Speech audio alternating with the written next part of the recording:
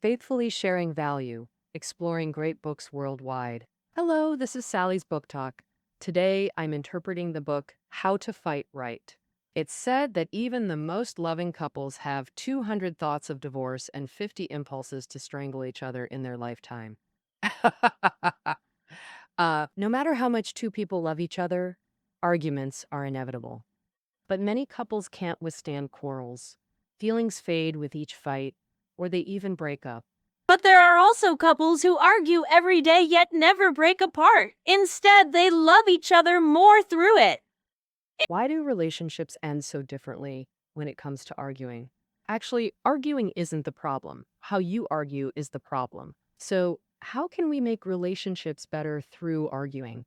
The book How to Fight Right can give you the answer. The authors are Dr. Judith Wright and Dr. Bob Wright, a married couple. Both are renowned American counselors, professors, and best-selling authors. The Wrights founded Wright Graduate University. It's a university focused on developing innovative, applied leadership training courses. At Wright Graduate University, they offer a course on realizing human potential, with many couples participating and practicing personally. Based on research from this course and their years of marriage counseling experience, the Wrights wrote this book. So, in this book, the Wrights tell us to argue boldly for happiness. They guide us on turning destructive fights into meaningful ones, using arguments to uncover hidden issues and promote healthy relationships. Next, I'll break down the book's essence into 3 parts for you. First, why do we argue? Second, why can't many couples withstand arguments? Third, how to argue correctly. Okay, let's start with the first part. Why do we argue? Arguments are triggered by many reasons, like who does the dishes after dinner, why the toilet seat is left up again, or whether to hire a nanny. Conflicts are everywhere in life. Each argument has its own cause, but behind it lies an unmet desire. For example, a girl argues with her boyfriend over gaming. On the surface, she's upset about the game, but the root is her desire to feel cared for and valued. Another example, a wife argues with her husband because he came home late from a business dinner. On the surface, the wife is upset about her husband coming home late, but the root cause is her desire to feel secure in the relationship. Humans are born with innate needs, especially for love, connection, and security. When these needs are met, we feel happy in intimate relationships and willingly give to each other. If our needs go unmet, we feel emptiness, dissatisfaction, or pain in relationships and life, which then surfaces in various ways. For example, when a boyfriend obsesses over games and ignores his girlfriend, her need to feel cared for and valued isn't met. This leads to constant irritation with everything he does and frequent arguments. Besides unmet needs, our limiting beliefs about ourselves and the world are deep-rooted causes behind arguments. These beliefs can further cause us to overreact. Limiting beliefs are restrictive ideas formed during early interpersonal experiences that hinder personal growth. These beliefs act like filters, making us interpret others' current behavior through past patterns. A case in the book, John usually informs his wife Mary when coming home late, but when he forgot a few times, Mary exploded with anger. This stemmed from Mary's childhood experience. Her father always made time for her brother, but never for her. These behaviors made young Mary develop the limiting belief that she was unimportant. This belief followed Mary into adulthood, and John's forgotten calls triggered this exact limiting belief. This is what provoked her intense reaction. Arguments can be distressing. Therefore, many people fear arguing with their partners. But the authors believe arguments are necessary in intimate relationships. Dr. John Gottman, a psychology professor at the University of Washington known as the marriage pope, conducted research. He found that couples who avoided conflict early on had higher happiness initially, but after 3 years, they were more likely to break up or be on the verge of separation. Whereas couples who resolved issues through arguments maintained more stable relationships. So long-term arguments help maintain relationship stability. because every person is a unique individual with different family backgrounds and life experiences. Values and habits differ too. One wants action movies, the other romances. One spends freely, the other saves carefully. These differences cause conflicts, and arguing helps bring unmet needs and limiting beliefs to light, allowing us to understand ourselves better and resolve these conflicts. Arguing lets us share feelings and thoughts more honestly and directly, helping our partners understand us better. And working together to resolve conflicts strengthens your bond, building deeper intimacy and trust. Okay, that wraps up part one. Every argument stems from an unmet need, and limiting beliefs might make us overreact. But since arguing is necessary, why do so many couples see their relationships worsen with each fight? Ah, that's what we'll explore in part two. It's because couples mainly use negative interactions rather than positive ones during arguments. Positive interactions are pleasant, constructive communication patterns built through affirmation, praise, and cooperation. Negative interactions involve unpleasant, destructive patterns caused by criticism and blame. Gottman's research shows happy couples have a 5-to-1 positive to negative interaction ratio during arguments, while divorced couples drop to 0.8-to-1. And the authors outline 3 patterns of negative interaction. First is avoidance: silent treatment, dodging arguments, keeping secrets, and refusing to engage. What we commonly call the Cold War. For example, on Valentine's Day, a wife sees social media flooded with romantic displays and wants a gift, but her husband does nothing. She becomes cold and distant all day. The husband senses tension and asks if she's upset, but she replies, "Nothing. Why would I be upset?" This wife's behavior is classic avoidance. Avoidance might seem non-confrontational, but it's incredibly destructive. This emotional avoidance causes negative feelings to build up, becoming emotional abuse for both partners. Plus, when avoiding interaction, we often fall into soft addictions. Soft addictions are compulsive habits like binge shopping, social media scrolling, or gaming. They're self-deceiving ways we avoid real interaction. These habits or behaviors may seem harmless on the surface, even helping us release some emotions and gain temporary happiness. But once we overindulge, soft addictions drain our time and energy, numbing our true feelings. The second pattern of negative interaction is superficiality and false interaction. Superficiality means going through the motions to maintain surface peace, not telling the truth. False interaction refers to discussing politics, sports, or gossip without addressing real issues. Surface-level complaining and venting might seem like connection, but there's no real emotional investment. Back to that earlier example. On Valentine's Day, the wife really wanted a gift, but the husband made no gesture. So the wife starts complaining to her husband, venting about how hard she works and how tough it is, but never mentioning the gift she wants. That's false interaction.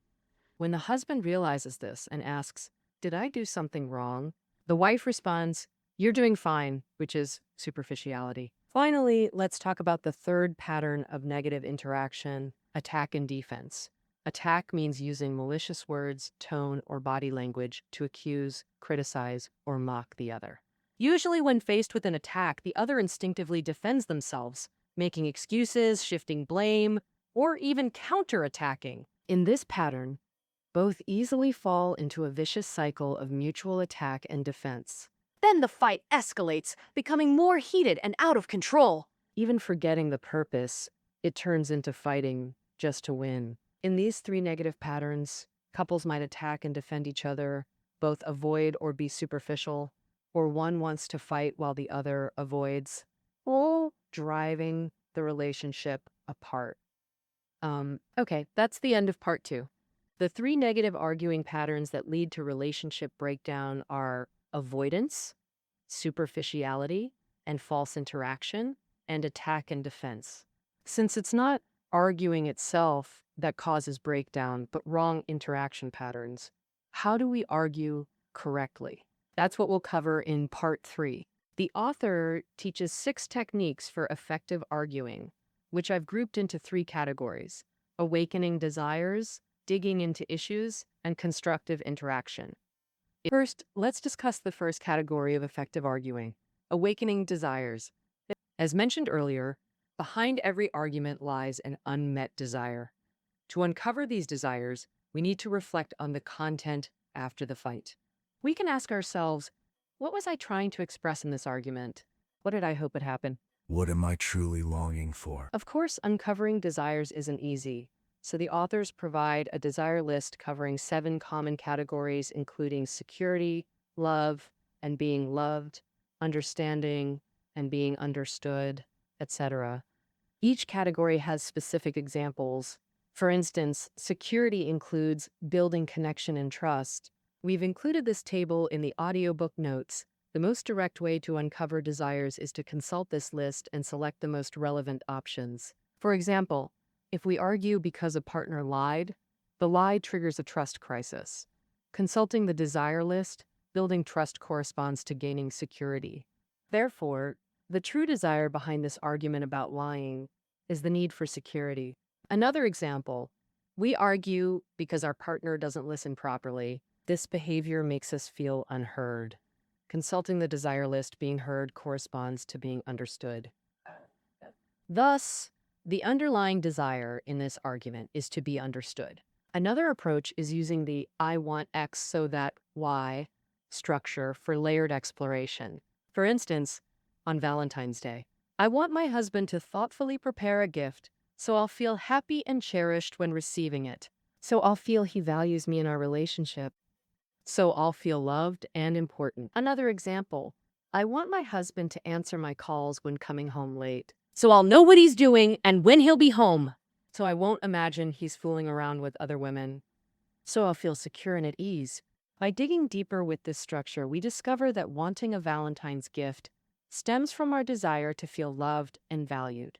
A husband not answering calls triggers arguments because our need for security remains unfulfilled.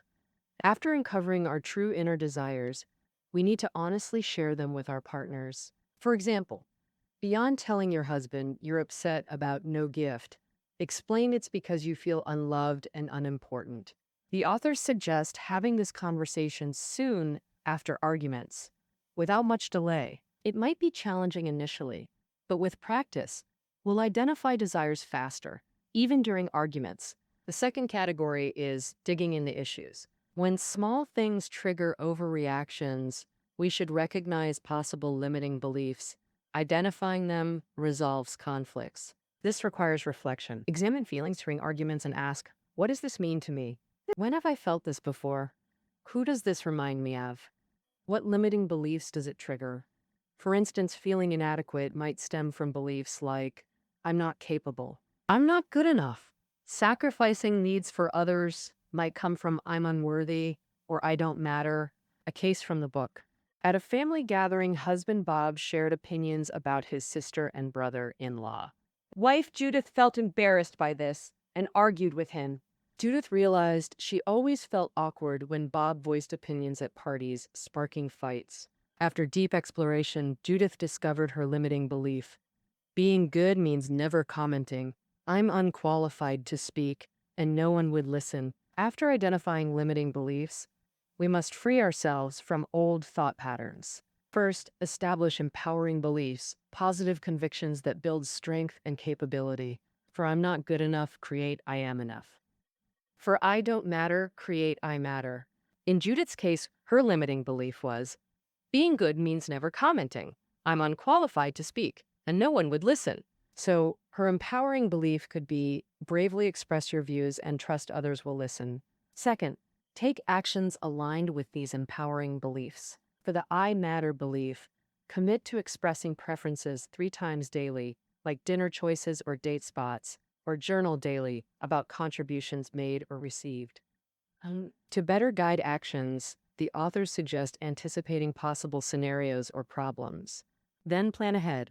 What you'll do, when, and under what circumstances. Use the FX happens, I'll do Y structure to visualize this. For example, if my partner's late, I'll hug them first, say I missed them, then discuss solutions. Another example, If my partner shares something, I'll consciously notice their perspective before responding. Over time, we'll transform these limiting beliefs. Finally, the third category of effective arguing, what breaks relationships isn't arguing itself, but excessive negative interactions during fights. So, the authors propose 7 rules for constructive interaction to better express needs, views, and emotions. Rule 1: emphasize positivity. Be authentic, sincere, and engaged during interactions, whether arguing or not. First, drop defenses and honestly express your deepest thoughts and feelings. If angry, say so. If you want something, ask directly. Express warmth and affection through words and actions, too. Second, emotionally invest by actively responding to your partner. The authors introduce the concept of bids for attention. Bids are behaviors initiating connection, sharing thoughts, showing interest, saying I love you, seeking partner's response. How crucial is noticing and responding to these bids? Research shows divorced couples respond to just 3/10 bids. Thriving couples respond to 9/10. The second rule is to minimize the negative aspects. In part 2, we focused on analyzing typical behaviors that damage relationships, including avoidance, superficiality, false interaction, attack, and defense. During interactions, once these negative behaviors appear, we need to consciously stop them. The third rule is that each party bears at most 50% responsibility for the situation. We might think the other party started the argument, but they might feel it was our response that worsened the relationship. As the saying goes, it takes two to tango. No matter who started the dispute or made things worse, both are part of this whole and bear some responsibility. Therefore, when we find ourselves shifting blame, remember to remind ourselves that we also have 50% responsibility and bravely tell the other person, I did do something wrong. I also made mistakes. The fourth rule of constructive interaction is that both parties take full responsibility for their own happiness. To change the status quo and gain happiness, instead of complaining and relying on the other to change, take responsibility yourself and think about what you can do. If we want our partner to spend less recklessly, we can first have an open discussion about each other's spending habits. Then jointly agree on specific spending rules, such as requiring mutual agreement for expenditures above a certain amount. And if we want our partner to love us more, we can first give love and also tell them how we want to be loved. The fifth rule of constructive interaction is to maintain honesty and admit facts, even when controlled by negative emotions or hindered by face-saving in arguments. We often refuse to admit the other's viewpoint, which can lead the relationship into a deadlock. The author suggests we focus on the facts. For example, a partner says, I told you the shop was closed, but you didn't listen, and now we made a wasted trip. If this is true, admit it. Tell your partner, you're right, I didn't expect that, even if you're furious at the moment. If you feel too embarrassed, you could respond, I didn't expect that. I'm already upset enough, could you not push it further? Or say, you're right, but I also care about saving face. I just don't want to admit it now. In many cases, these facts are what the partner is striving for. They desire affirmation. When we acknowledge these facts and satisfy their desires, the argument usually ends. The sixth rule of constructive interaction is that arguments should aim for gains, not just opposition. Often we get lost in arguments, fighting for fighting's sake, stubbornly clinging to views, or opposing partners just to oppose, falling into revenge cycles. So we must ask, what's our true purpose? To uncover unmet needs, solve problems, and improve both individuals and the relationship. Only with these clear goals can arguments foster responsible communication and solutions. The seventh rule, assume good intentions. Studies show presuming malice triggers instinctive alertness, leading to fight or flight. But assuming goodwill lowers defenses and creates space for understanding and compassion. Thus, the author advises focusing on positives in partners and relationships until assuming good intent becomes habitual. Well, neuroscience Scientists find our brains need repeated new behaviors to develop neurons, plasticity, and acquire skills. The 10,000-hour rule states that mastering any field takes roughly that much deliberate practice. Thus, the author stresses that effective arguing, whether awakening desires, digging into issues, or constructive interaction, requires consistent practice for lasting change. This achieves relationship transformation. All right, that concludes part 3. We've covered 3 key methods for effective arguing. First, uncover unmet desires and share them. Second, identify limiting beliefs. Then establish empowering beliefs and act on them. Third, increase constructive interactions. So, how to fight right. That's essentially what this book teaches. We argue due to unmet desires and limiting self-world beliefs. Arguing is vital for maintaining intimacy. So, we shouldn't avoid arguments. We should learn how to have effective ones with our partners. May we all master constructive arguing to bring out our best selves and experience deeper intimacy and trust in relationships.